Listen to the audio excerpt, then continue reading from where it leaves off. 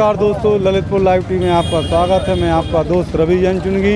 हम ललितपुर के हृदय स्थल घंटाघर पर हैं। यहाँ पर अनेक कांग्रेसियों ने एक संगठन के माध्यम से यहाँ पर आंदोलन आक्रोशित होकर प्रदर्शन किया है।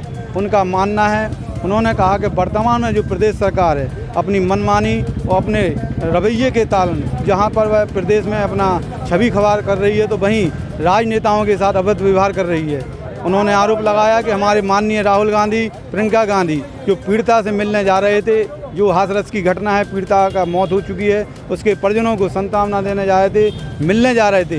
यूपी पुलिस ने उन्हें रोका ही नहीं, उनके साथ अभद्रता की। किस तरह से अभद्रता की और किस तरह से उनका अपमान किया, हम बात करते हैं हमारे कांग्रेस के नगर अध्यक्ष हरिबाबू शर्मा। क्या है मामला, हो आप क्या कहना चाहते हैं? हाथरस की बेटी को वहाँ के लोगों ने जो बलात्कार उसके साथ किया, उसको 14 दिन तक यूपी में रखे रहे, उनके खिलाफ कोई कार्रवाई न की गई और बराबर लोग उसकी मांग करते रहे। उसके बाद दिल्ली में जाकर उसकी मौत हुई। उसकी मौत होने की घटना क्या है पूरी बताएं। उसकी मौत होने के बाद जब वो यूपी में आई तो उनके परिवार को अंतिम संस्कार में शामिल नहीं होने दिया गया, जबकि ये सरकार अपने आप को हिंदूवादी सरकार बताती है, जबकि हिंदू धर्म में उसके परिवार के बगैर किसी भी अंत्येष्टि को मतलब संपन्न नहीं कराया जाता है। उसके विरोध में आज हमारे राष्ट्रीय नेता कांग्रेस के राहुल गांधी सांसद जी, उत्तर प्रदेश प्रभारी प्रियंका गांधी जी जब उनके घर मिलने जा रही थी तो वहाँ पर रास्ते में पुलिस ने हमारे नेता को राहुल गांधी जी के साथ धक्का मुक्की की और उन्हें मारा।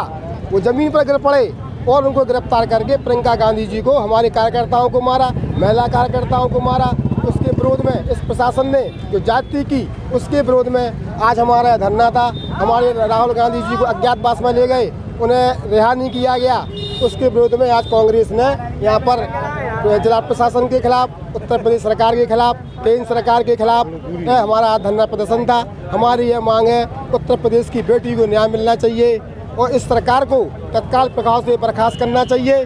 जिनके हाथ में सिर्फ थाली की आरती घंटुलियाँ होना चाहिए, उनके हाथ में प्रदेश सौंप दिया गया है। इससे प्रदेश की कानून व्यवस्था ध्वस्त है, प्रदेश में जंगल राज कायम है, सड़कों पर बलात्कार हो, रेप हो रहे हैं। सूबे में नंबर 1 कानून व्यवस्था के मामले में आंदोलन कब तक चलेगा? हमारा आंदोलन जब तक उस बेटी को न्याय नहीं मिलेगा, अपराधियों को फांसी की सज़ा नहीं दी जाएगी और राहुल गांधी और प्रियंका गांधी को रिहा नहीं किया जाएगा, जब तक हमारा ये आंदोलन चलता रहेगा। आपका क्या कहना है? हाथरस की बेटी के साथ जो कुकृत हुआ है, बेटी के साथ बलात्कार हुआ है, उसके बेटी की जीभ को काटा गया, सारे अंग क्षतिग्रस्त किए बेटी को इलाज के लिए सरकार ने जो है सही इलाज ना सरकार ने कर पाया, इसलिए बेटी की अस्पताल में ही मौत हो गई है। और बेटी के अंतिम संस्कार के लिए उसके परिवार वालों को अंतिम संस्कार में नहीं जाने दिया। ये बहुत ही गलत है। बेटी की मां रोती रही, कहती रही कि मुझे बेटी की अंतिम विदाई कर लेने दो, बेटी को देख लेने दो, लेकिन योगी सरकार ऑनलाइन अंतिम संस्कार देख रहे थे। ऐसी घिनौनी कुकृत गलत सरकार, इस यूपी में इतना अत्याचार, गुंडागर्दी छाया हुआ कि डेली जो है बलात्कार, आत्महत्याएं, तमाम घटनाएं इस प्रदेश के अंदर। बेटी सुरक्षित नहीं है और आज हमारी कांग्रेस का अपना मानना है, कहना है, उनका आरोप है पूरी उत्तर प्रदेश में कांग्रेस ने सड़कों पर उतरकर अपने राष्ट्रीय नेता के लिए, अपनी प्रियंका बहन के लिए आंदोलन किया, आक्रोशित होकर आंदोलन किया और उनकी रिहाई की मांग कर रहे हैं।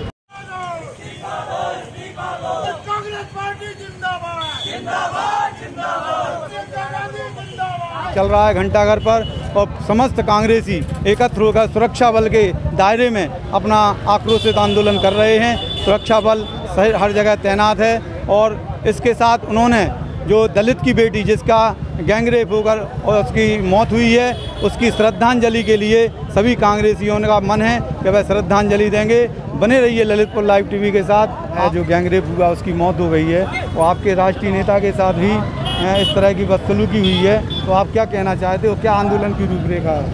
देखिए, एक दलित बेटी के साथ जो इस योगी सरकार में हुआ है, जब उसके मौलिक और मानवाधिकार सुरक्षित नहीं रह पाए तो राहुल गांधी जी तो जनता के नेता हैं, उनके पति ये सरकार भी क्या कर दे इसका भी कोई भरोसा नहीं है, क्योंकि यह सरकार दमनकारी सरकार की याद दिलाती है, जैसा कि ब्रिटिश समय में होता था। और आज भी आंदोलन हमारे कांग्रेसजनों ने किया और आगे भी अगर योगी सरकार किसी भी प्रकार की दमनकारी नीति अपनाएगी। राष्ट्रीय नेताओं को जो पुलिस ने गिरफ्त में लिया है, उनकी रिहाई तक का आपका ललितपुर में आंदोलन की क्या रूपरेखा है? देखिए, उनको रिहा कर दिया गया है और ये हमारे नेता की लोकप्रियता ही है कि कुछ ही समय में उनको रिहा करना पड़ा और प्रदेश का हर आम जनमानस हमारे राहुल गांधी जी के साथ है और कांग्रेस के साथ है और इस योगी सरकार की दमनकारी नीतियों के खिलाफ है। और जनता इस बात को समझ चुकी है कि योगी सरकार दमनकारी सरकार है और जनता के मौलिक अधिकारों के संरक्षण करने में नाकाम है। आम जनता में पहले अपराधियों का भय होता था, आज सरकार के प्रशासन का भय है कि प्रशासन किस हद तक चला जाए, इस बात का आज भरोसा नहीं है। और कांग्रेस पार्टी इस सरकार की दमनकारी नीतियों के खिलाफ हमेशा आवाज़ उठाती रहेगी।